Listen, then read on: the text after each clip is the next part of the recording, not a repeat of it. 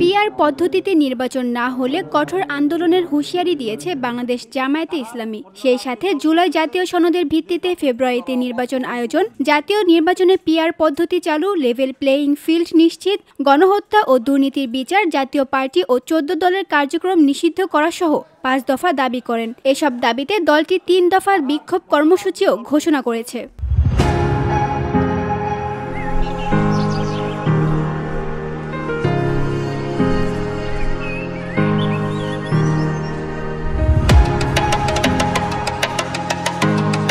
সোমবার মগবাজারের আলফারা মিলনায়তনে এই কর্মসূচি ঘোষণা করেন দলটির নায়েবে আমির সৈয়দ আব্দুল্লাহ মোহাম্মদ তাহের। তিনি জানান, ১৮ সেপ্টেম্বর ঢাকা, পরদিন বিভাগীয় শহর ও ২৬ তারিখ সারা দেশে বিক্ষোভ মিছিল করবে জামায়াত। ১৮ সেপ্টেম্বর রাজধানী ঢাকায় সমাবেশ ও বিক্ষোভ মিছিল। ১৯ সেপ্টেম্বর দেশের সকল বিভাগীয় শহরে বিক্ষোভ মিছিল। ২৬ সেপ্টেম্বর দেশের সকল জেলা উপজেলায় বিক্ষোভ মিছিল।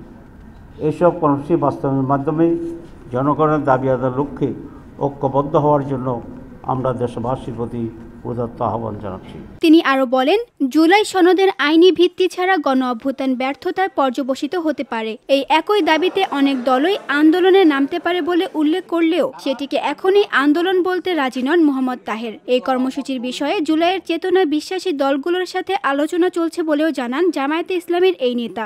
আমরা শুরু থেকেই অভিভাবক পক্ষে পিআর চেয়েছি এবং ২৫টি দল পিআরের পক্ষে, ৩১ দলের ভিতরে এ ব্যাপারে পিআরের ব্যাপারে আমরা মেজরিটি রাজনৈতিক দল একমত।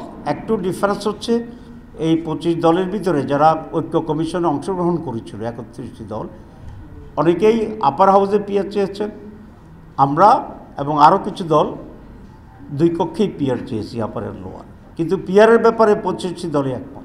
এই দাবিতে আমরা যারা পিআরের পক্ষে আছে সকলের সাথে আমরা আলাপ আলোচনা করছি এবং সকলেই যাতে এটা আদায়ের জন্য আমরা তো এখনও নেগোসিয়েশনে আছি, সরকারের কাছে মৌখিকভাবে বলছি, ছোটোখাটো দাবি জানাচ্ছি।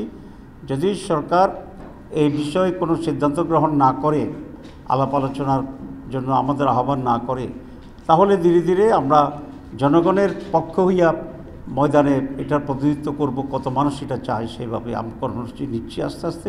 সংবাদ সম্মেলনে লিখিত বক্তব্য উপস্থাপন করেন নায়েবে আমির ও সাবেক এমপি ডক্টর সৈয়দ আব্দুল্লাহ মোহাম্মদ তাহের। সঞ্চালনায় ছিলেন সহকারী সেক্রেটারি জেনারেল অ্যাডভোকেট এহসানুল মাহবুব জুবায়ের। এ সময় দলের শীর্ষ নেতারাও উপস্থিত ছিলেন। বেশি শক্তি প্রদর্শন। তানজু হাবিবা, ভিওডি বাংলা, ঢাকা। কোয়ালিটি সম্পন্ন পার্লামেন্ট এবং দক্ষ আইন প্রণেতা তৈরি সহ প্রতিটি